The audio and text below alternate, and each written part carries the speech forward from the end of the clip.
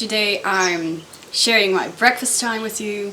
I'm going to be having some oats with chia seeds, apple, peanut butter, hemp seeds, sunflower seeds, and raisins while I chat to you about bloating in recovery. Let's see how that goes.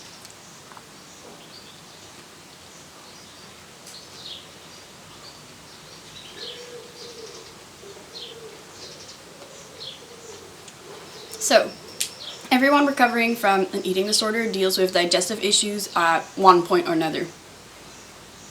Everyone. I don't know anyone that hasn't. So whether it's indigestion, bloating, constipation, gas, discomfort is inevitable as your body suddenly has to deal with food again. It hasn't had to.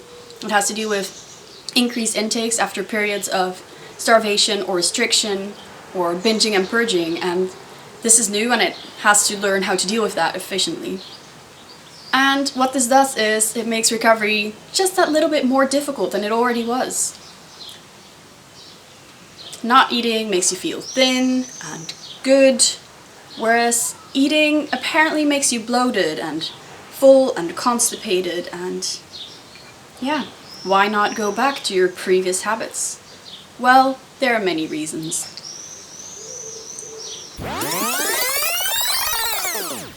Hi all, today I'm having a little breakfast chat with you about bloating and recovery. Yes, bloating. This is a topic that everyone experiences, everyone knows about, but nobody really talks about because it's a bit of an awkward topic. But I'm tackling it today because I think it's really important and it makes many people very uncomfortable and turn back to their previous habits, which is of course something we want to avoid.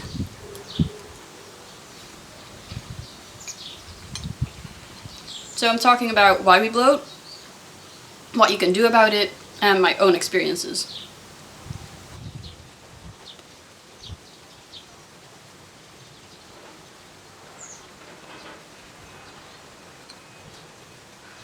So, bloating. This is not to be confused with extra weight that is there to stay. It is not to be confused with water retention. It is not to be confused with, well, anything other than just your body retaining gas in your stomach. That's all it is. It is not there to stay. It is just temporary. So it is important to deal with it to get through this initial discomfort to then reach full recovery. Bloating, in fact, plagues most people at one point or another, whether or not they have suffered from an eating disorder or not. And yeah, if you have had an eating disorder, it's of course more difficult to deal with because you might already be plagued with questions about your body and wanting to be thin or to look a certain way. So what causes bloating? As I said, it has to do with the gas in your body. It has multiple reasons. During your eating disorder, your organs, as well as other muscles, start to deteriorate as your body goes into some form of starvation mode and focuses only on the vital functions, for example, the brain. So these muscles stop working as efficiently, your metabolism slows down, and once you start to eat again, they're still a bit behind, and it takes some time for them to get back up to their optimal levels. Your body doesn't trust you yet to feed it sufficiently and often enough. So when you finally do, it's still prepared for a new period of starvation. And even if you don't restrict again, well, your body needs some time to trust you. And yeah, this is only temporary.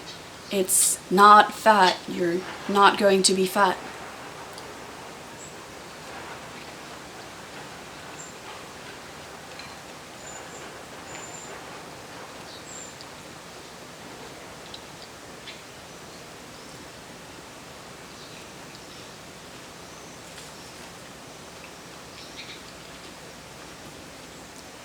So it is at pivotal points like this that you need to decide that you do not want to go back to restriction. You do not. Because if you do, you'll just continue this cycle. And that's the thing you want to prevent. You want to get out of this cycle. So if you continue feeding yourself, your body will start to realize that it's no longer in starvation mode. You are eating again.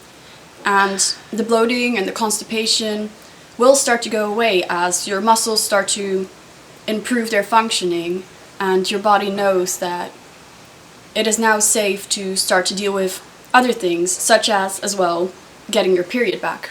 Anyway, it is uncomfortable, I'm not going to deny that. So now let's talk about how to decrease this discomfort, or how to at least partly avoid or reduce bloating.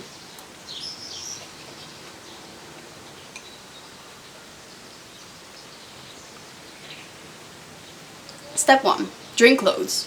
Not alcohol or carbonated beverages, but tea, water, anything that's going to keep you hydrated, because water helps flush the food through your body, reducing the bloat. Counterintuitively, it also decreases edema or water weight, and yeah, it's going to help. It's going to help hydrate you, it's going to help nourish you. So whatever you do, never stop eating, never stop drinking.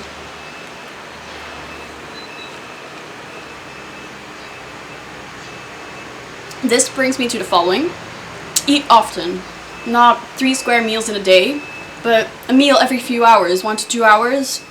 A small snack, a little meal, because that way you can help your body understand that it will be fed regularly, and that it will be fed sufficiently. If it has to wait long periods of time, it might take your body a longer time to start trusting you again. So this can also help with the bloating. Feed your body at every sign of hunger, whether or not this fits with your meal plan or your scheduled amount of eating. And experts also agree that you should refrain from fasting, skipping meals, and using laxatives.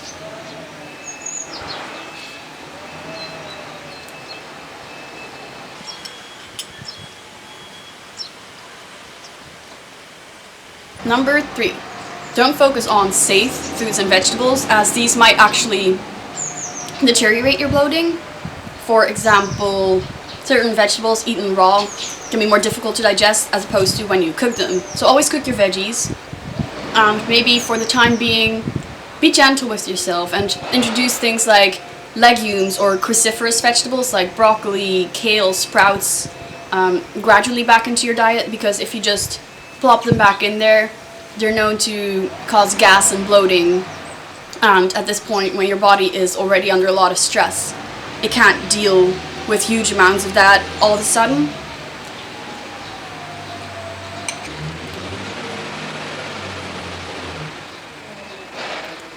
When eating, also be sure to take your time, chew.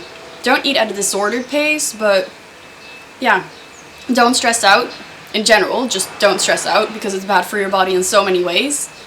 But be sure to relax, take your time, chew your food, be mindful of eating, but also of everything else that you do.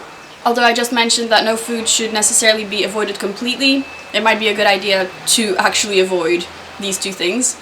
They are sugar-free candy and sugar-free gum. They include artificial flavors like sorbitol and aspartame, and these aren't digestible and they only work to increase bloating.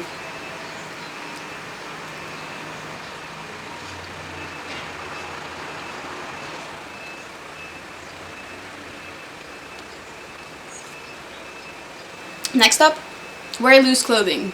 Yes, really. Don't make this more difficult on yourself than it has to. Everyone's going to deal with bloating and digestive issues, so deal with it properly. Don't trigger yourself by wearing super tight clothing. Honestly, loose trackies, hoodies are your best friend. I mean, they're my best friend even when I'm not bloated, so it's not such a bad thing. So as well as wearing these clothes, just don't focus on the bloat. If you're feeling bloated, go for a little walk, watch a movie, play some games. Keep your mind off of it. Also, if you've eaten a big meal, do the same, because it's important to focus on what's really important. And honestly, this temporary discomfort is not all that important in the long run. You're not going to look back on your life and say, oh, I remember that time 10 years ago when I was feeling so bloated. So instead of focusing on the bloat, focus on recovery. As I said in a recent video, if you haven't seen it, check that out. Just focus on recovery, focus on everything else you're gaining back. And this should keep your focus where it should be, where you want it to be, and where it's going to help you in recovery.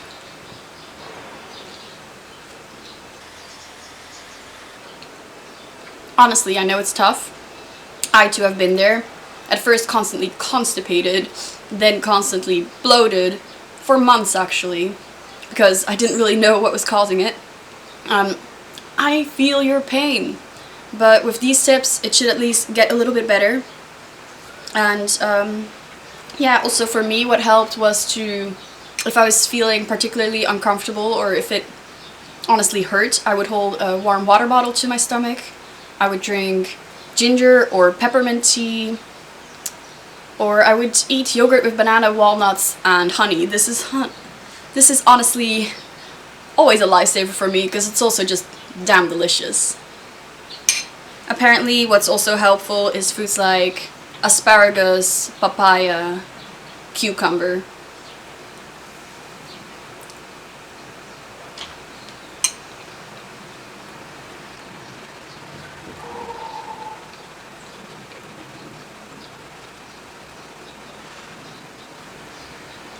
For me personally, I also cannot eat raw apples on an empty stomach, so I'll either have to have eaten something before, as I did now, some slices of bread, and or I'll have to combine it with something else, like I do now, oatmeal, or otherwise Greek yogurt, or something else, because it's just too heavy, and my body just doesn't like it. But of course this is different for everyone. Some people can have apples all the time, I can't.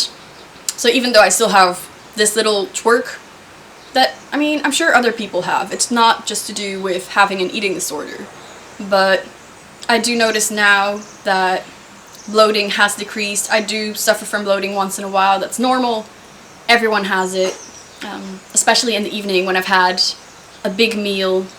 But the thing is now I no longer focus on it, and no longer focusing on it is honestly the biggest life changer, because then even if you do have some problems once in a while, it's not life-changing, it's not so bad, and it's easy to deal with it. So I hope you will be able to do that too. I hope you like this video. Love you lots, and see you soon. Next, I'll be talking about weight redistribution, extreme hunger and recovery, serving sizes, etc. in my Q&A video. If you have any other questions yourself, do let me know, and I will see if I can include those as well.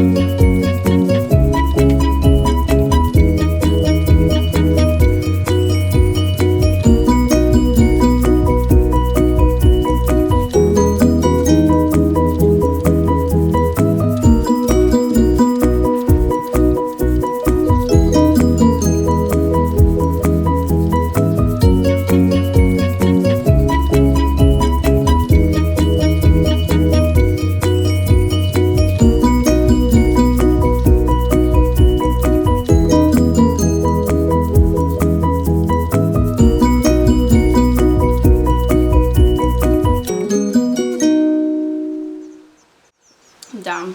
I just forgot to eat while I was talking.